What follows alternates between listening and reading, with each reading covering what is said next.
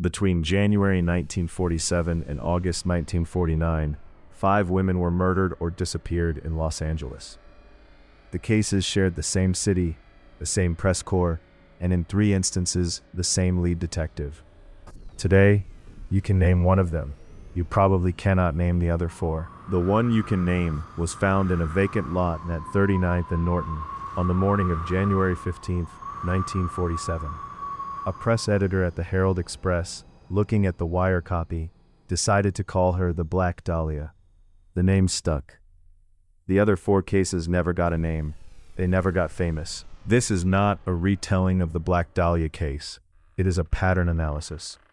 We are going to look at Elizabeth Short's murder alongside 4 other Los Angeles homicides from the same window and ask one question.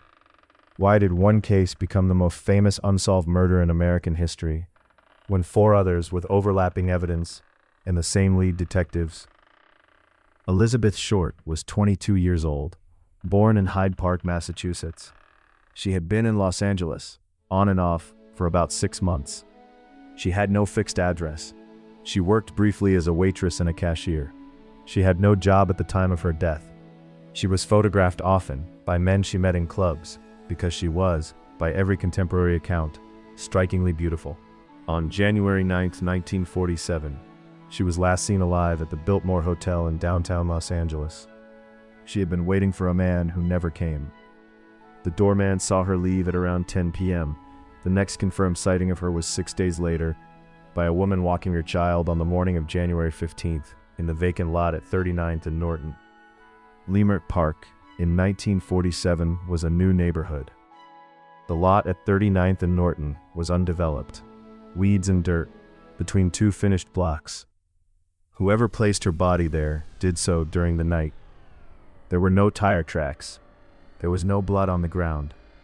The coroner concluded that she had been killed elsewhere and moved. We are not going to describe what was done to Elizabeth Short. The case file is detailed and it is public, and you can read it if you choose. The relevant facts for this analysis are these. The injuries were extensive. The injuries were specific in a way that suggested either medical training or anatomical interest, and the body was posed. The LAPD Detective Bureau assigned the case to Sergeant Harry Hansen and Detective Finis Brown. Both men would work it off and on for the next 30 years. Hansen interviewed over 150 suspects. The case file, in its declassified portions, runs to several thousand pages. No suspect was ever charged. Here is the part that almost no Black Dahlia documentary mentions. In the 6 years bracketing the Elizabeth Short murder, 4 other Los Angeles women were killed or disappeared in cases that share specific elements with hers. Same city, same press corps, 2 of them, the same lead detective. None of them ever solved. This is the pattern. The center is Elizabeth Short. Around her, 4 other women, 4 other open cases, 4 spokes connecting them by attributes that the LAPD knew about at the time, and that the press at the time mostly chose not to print. Jeanne French, found February 10, 1947, 26 days after Elizabeth Short, 6 miles away in West Los Angeles. She had been beaten. Words had been written on her body in her own lipstick. The Herald Express called it the Red Lipstick Murder. The case was assigned briefly to Harry Hansen. It was never solved. Georgette Bauerdorf, October 11th, 1944. She was a 20-year-old oil heiress. She volunteered at the Hollywood canteen, dancing with servicemen on leave. She was found drowned in her own bathtub the morning after her shift. There were defensive wounds. Her car was abandoned in a different neighborhood. The case was front page for 1 week. Then it was gone. Ora Murray, July 27, 1943. She had come to Los Angeles from Phoenix to visit her sister. She went out one evening with a man she had met at a dance, a man who called himself Paul. She was found beaten to death in Fox Hills the next morning, a gardenia placed beside her head. The Herald Express called it the White Gardenia Murder. Paul was never identified. Mimi Boomhower, August 18, 1949. A wealthy widow, 51 years old, who lived in Bel Air. She vanished on a Thursday evening. Her purse was found 2 days later at a bus stop on Wilshire Boulevard with a handwritten note inside that read, "Please give this to the police." Her body was never found. She was, on paper, declared dead in 1957. Notice the pattern: white gardenia murder, red lipstick murder, Black Dahlia.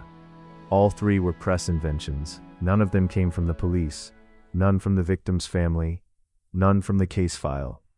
They were assigned by editors at the Hearst-owned LA Herald-Express, sometimes within hours of the body being identified. The reporter assigned to all three was Agness Underwood, known as Aggie. She was the only female city editor at a major American daily in 1947, and she had unusual access to the LAPD. In her 1949 memoir, she wrote that the names were not chosen by chance. They were chosen because they would print. Ora Murray got 1 week of coverage. Georgette Bauerdorf got 1 week.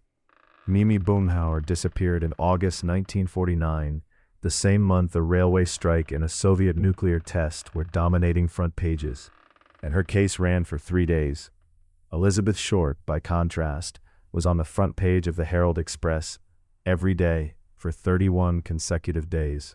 There are 4 reasons Elizabeth Short's case became famous, and the other 4 did not. The first is photographic. Short had spent 2 years circulating in Hollywood.